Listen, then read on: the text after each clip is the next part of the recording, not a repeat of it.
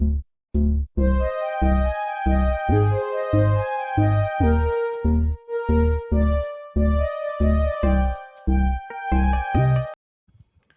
لكم قصة النهاردة حصلت بالفعل في المملكة في جدة.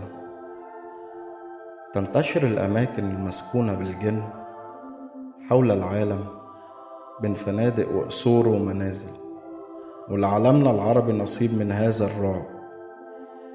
ولعل الكثيرون منا قد سمعوا بقصر جدة المرعب الممتلئ بالجن الذين يظهرون لمن يسكن القصر في أي وقت، ولا يترك أحدهم سوى بعد مغادرة. وهذه قصته: قام أحد الأثرياء من أبناء المملكة ببناء قصر ضخم وفاخر في مدينة جدة، وقرر أن يليق به وبعائلته الكبيرة. ولكن عقب أن سكنت العائلة بالقصر، بدأت الأمور تتوالى إلى مجرى مختلف للغاية. ففي الليل كانت ابنة الرجل تستيقظ فزعة من نومها لتصرخ بمنتصف الليل إن هناك شبح بغرفتها.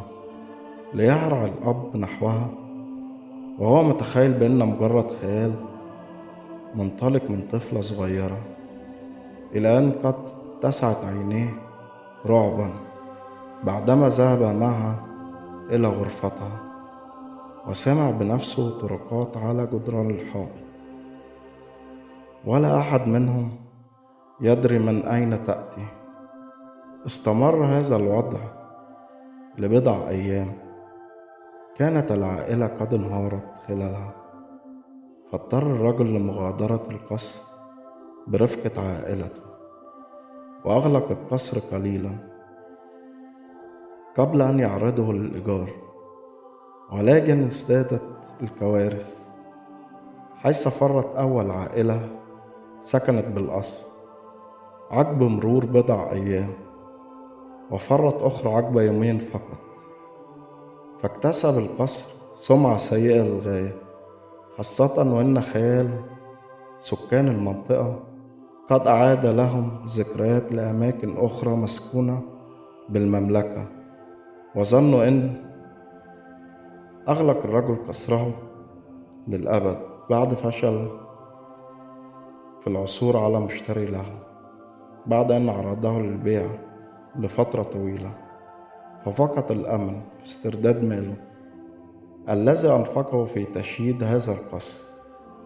ولكن بعد بضع أشهر أتى إلى المملكة رجل غريب، ولم يكن معه ما يكفي من المال، وكان يبحث عن مكان يتخذ منه ملجأ له. فدلهم أحدهم على هذا القصر، فأتى بحثا عن صاحبه.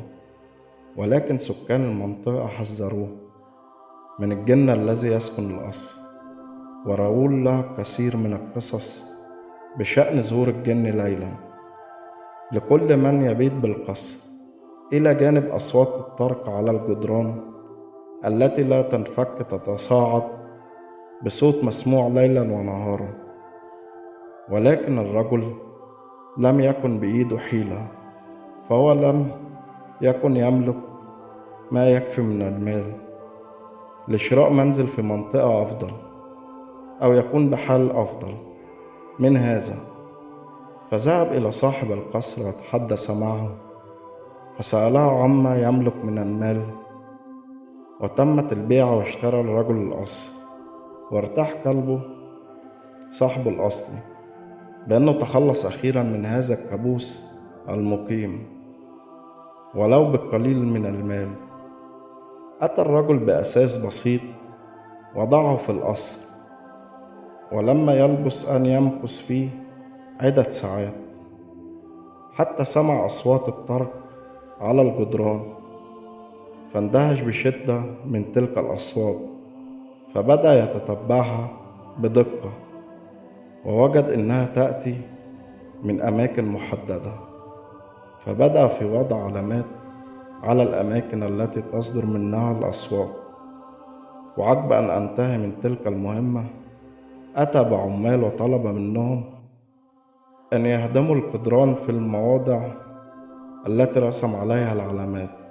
فبدأ العمال في هدم الجدران، ولكن لم تتوقف الأصوات لتهتشم،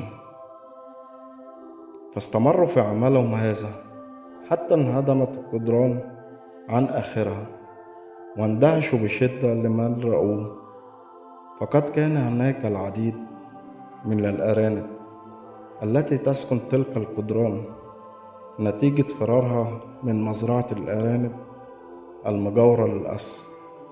وبدأ في حفر الجدران واتخذها منزلا منعزلا له، وهذا هو سبب خدشهم الدائم وتركهم على الجدران حتى أدى إلى داخل جدران القصر. وبهذا كشف المالك الجديد للقصر عن أسرار الجن الذين سكنوا القصر في جدة. وهنا تنتهي قصتنا.